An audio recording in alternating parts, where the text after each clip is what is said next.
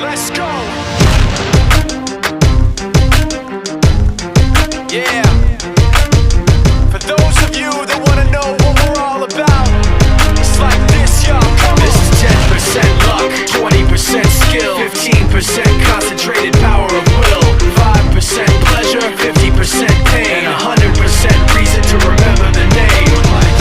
He doesn't need his name up in lights, he just wants to be heard, whether it's the beat or the mic. He feels so unlike everybody else, alone, in spite of the fact that some people still think that they know him. But fuck him, he knows the code. It's not about the salary, it's all about reality and making some noise, making a story, making sure his click stays up. That means when he puts it down, Tox picking it up. Let's go. Who the hell is he anyway? He never really talks much, never concerned with status, but still leaving him starstruck. Humble through opportunities given despite the fact